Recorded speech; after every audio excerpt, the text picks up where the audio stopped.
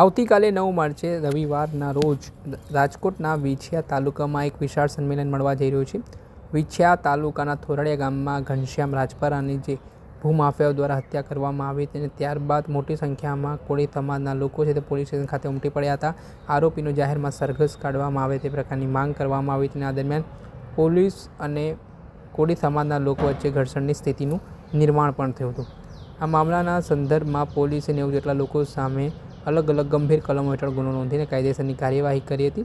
આ તમામ બાબતોને લઈને આ સંમેલનમાં જે કેસો કરવામાં આવ્યા છે કોળી સમાજના લોકો પર તે પરત ખેંચવામાં આવે, સાથે જ ઘનશ્યામ રાજપરાના જે મૃત્યુ નિપજ્યું છે તેમાં આરોપીઓ સામે કડકમાં કડક કાર્યવાહી કરવામાં આવે, તેમજ ઘનશ્યામ રાજપરાને મકાન માટે જમીન ફાળવવામાં આવે, આર્થિક સહાય કરવામાં આવે તેવી અલગ અલગ માંગ સાથે સ્મસત કોળી અને ઠાકોર એકતા સમિતિ દ્વારા એક સંમેલનની જાહેરાત કરવામાં આવી હતી. ત્યારે આ મામલાને લઈને આવતીકાલે જે 2.5 કરોડ સમાજ ધરાવતો કોળી ઠાકોર સમાજ છે તેમાં સંમેલનને લઈને કયા પ્રકારની તૈયારી છે, આ મામલે શું કહી રહ્યા છે કોળી ઠાકોર સમાજના આગેવાન તે સાંભળી લો. શું કહેશો મુકેશભાઈ, આજે 9 તારીખે યોજાનાર કાર્યક્રમને લઈને પ્રેસ કોન્ફરન્સ કરવામાં આવી છે, શું મુદ્દા છે, કઈ રીતના કાર્યક્રમ? ખાસ ગુજરાતના રાજકોટ જિલ્લાના વિછિયાની અંદર સમસ્ત ઠાકોર અને કોળી સમાજનું 9 તારીખે મહાસંમેલન થવા જઈ રહ્યું છે.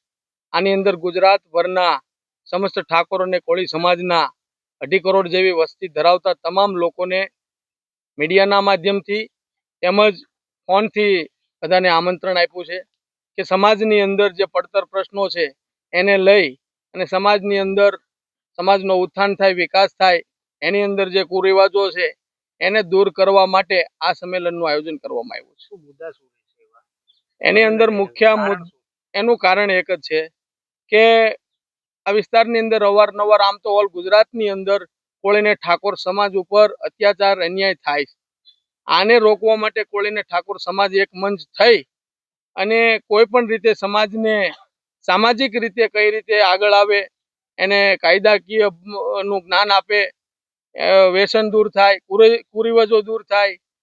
તાજેતરમાં જ જે વિછિયાની ઘટના બની એની અંદર જે પોલીસ અને પ્રજા વચ્ચે ઘર્ષણ થયું એની અંદર કદાચ પ્રજાને પણ કાયદો વ્યવસ્થા હાથમાં ન છૂટકે લેવો પડ્યો, કારણ કે એની સાથે અન્યાય થયો તો 4 દિવસ સુધી મૃતકની લાશ લઈને બેસવું પડે, પછી પ્રશાસન કામે લાગે. તેમ છતાં પ્રજાની ધીરજ ક્યાં સુધી ખૂટી, એટલા માટે થોડું ઘર્ષણ થયું. પણ પ્રજાને અમે એક સંદેશો મોકલી છે કે કોઈ પણ પ્રકારનો કાયદો વ્યવસ્થા હાથમાં લેવા કરતા પ્રશાસનનો વધારેમાં વધારે એને આપણે જાણ કરો, તેથી આપણને વધારે ન્યાય મળે, એવો મુખ્ય હેતુ છે અમારો. પરિવારની અમુક માંગો સ્વીકારાય છે, શું એવી માંગો બાકી રહી ગઈ કે તમારે મહાસંમેલન કરવું? પરિવારની એક પણ માંગ સ્વીકારવામાં આવી નથી. પરિવારની એક જ માંગ છે કે દાખલા તરીકે ભારતની અંદર કાયદો વ્યવસ્થા સમાન હોય તો મૃતક ઘનશ્યામભાઈનું મકાન પડી જાય અને સામે ફરિયાદીનું ન પડે તો આ કઈ રીતનો ભેદભાવ વાળી નીતિ જે રાખી છે એને ન્યાય મળેલો નથી. બીજું, આ ઘર્ષણની અંદર 92 જેટલા લોકોને, નિર્દોષ લોકોને ખોટી રીતે 17 જેટલી કલમોની અંદર ફસાવી 1 મહિનો જેવો જેલની અંદર રહેવું પડ્યું.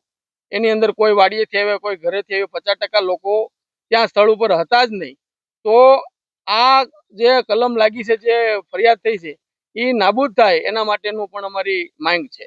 શું કહેશો, આ કાર્યક્રમને લઈને કઈ વ્યવસ્થા કરવામાં આવી છે અને કોણ એવા જે કોળી સમાજમાં આગેવાન છે?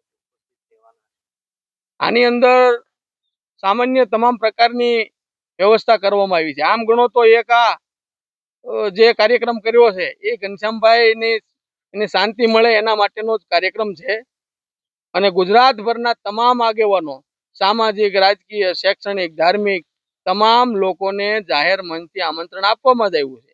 તેથી કોઈ સ્પેશિયલ ગેસ્ટ તરીકે નહીં, કારણ કે આ કાર્યક્રમમાં જે એક શ્રદ્ધાંજલિ રૂપ હોય તો આને કોઈ એવું રૂપ ન આપવું જોઈએ કે જેથી કરી અને બીજા કાર્યકરોને તકલીફ પડે. શું ચર્ચા થશે સંમેલનની અંદર? એક જ ચર્ચા થશે કે ગુજરાતભરની અંદર જે 2.5 કરોડ જેવી કોળી અને ઠાકોર સમાજની વસ્તી છે, અવારનવાર અત્યાચાર, અન્યાય, બહેનો દીકરીઓની છેડતી, હત્યા, એ કઈ રીતે બંધ થાય, સમાજની અંદર સુધારણા આવે, જે અંદર કુરિવાજો પડ્યા છે એનો નાશ થાય, આવી અનેક પ્રકારની સમાજ સુધારા બેઝ ઉપર ચર્ચા કરવામાં આવશે. આ સંમેલનની અંદર 1 લાખ કરતા વધારે લોકો જોડાશે એવી અમને ખાતરી છે. ભોળાભાઈ, આવતી 9 તારીખે મહાસંમેલન યોજાવાનું છે, તેને લઈને શું કહેવું છે? 9 તારીખના રોજ વિછિયા મુકામે સમગ્ર કોળી સમાજ અને ઠાકોર સમાજનું મહાસંમેલન થઈ રહ્યું છે, ત્યારે હું આ વિસ્તારના એક કોળી સમાજના કાર્યકર તરીકે, આગેવાન તરીકે સમગ્ર સૌરાષ્ટ્ર અને ગુજરાતના તમામ સમસ્ત કોળી સમાજ અને ઠાકોર સમાજ 9 તારીખે જ્યારે સમાજ ભેગો થવાનો છે, ત્યારે કોઈ પક્ષાપક્ષીથી પર રહી સમાજ માટે, સમાજના ઉત્થાન માટે અને ભાઈ શ્રી ઘનશ્યામભાઈની જે હત્યા થઈ એના અનુસંધાને એના પરિવારને સહી આર્થિક મદદરૂપ અને આશ્વાસનના ભાગરૂપે સમગ્ર સૌરાષ્ટ્ર અને ગુજરાતમાંથી સમગ્ર કોળી સમાજ અને ઠાકોર સમાજ એકત્રિત થાય એના માટે અમે આપ સૌ મીડિયાના માધ્યમથી સહી ખુલ્લું આમંત્રણ આપીએ છીએ કે આ સમાજનો કાર્યક્રમ છે. સમાજના કાર્યક્રમમાં તમામ ભાઈઓ બહેનો મોટી સંખ્યામાં ઉપસ્થિત રહે એવી હું આ તકે વિનંતી કરું છું. કોઈ રાજકારણ નથી. સમાજનો કાર્યક્રમ છે. સમાજમાં એ કોંગ્રેસને માનતા હોય, ભાજપને માનતા હોય કે આપને માનતા હોય, આમાં કોઈ પક્ષાપક્ષી છે નથી. સમાજનો કાર્યક્રમ છે. સમાજનો કાર્યક્રમમાં સૌ ઉપસ્થિત રહી આ અવસરને રૂડો રૂપાળો બનાવવા માટે બધાએ મહેનત કરવાની છે. આપણે સાંભળ્યા હતા કોળી ઠાકોર સમાજના આગેવાનો. તેમણે આવતીકાલે જે તૈયારીઓ છે તેને લઈને વાત કરી છે, જેમાં જે 4 મુખ્યત્વે માંગણીની વાત કરી તો કોળી સમાજના 92 નિર્દોષ યુવાનો પર પોલીસ પર કેસ ખેંચે, હત્યારાઓને કડકમાં કડક સજા કરી સરકારી વકીલ આપવામાં આવે, કોળી સમાજના 92 જે યુવાનો હતા તેમના ઉપર ખોટા કેસ કરવામાં આવ્યા છે તે ગુનો દાખલ કરવા બદલ જે જવાબદાર અધિકારીઓ છે તેમને ડિસમિસ કરે, મૃતક ઘનશ્યામ રાજપરાને મકાન માટે જમીન સરકાર ફાળવે તેવી અલગ અલગ માંગણીની સાથે આ વિશાળ સંમેલન છે તે મળવા જવાનું છે. દર્શક મિત્રો, એનકવરેજ ન્યૂઝને આપ લાઇક કરી લો, સબસ્ક્રાઇબ કરી લો અને શેર કરવાનું ભૂલતા નહીં.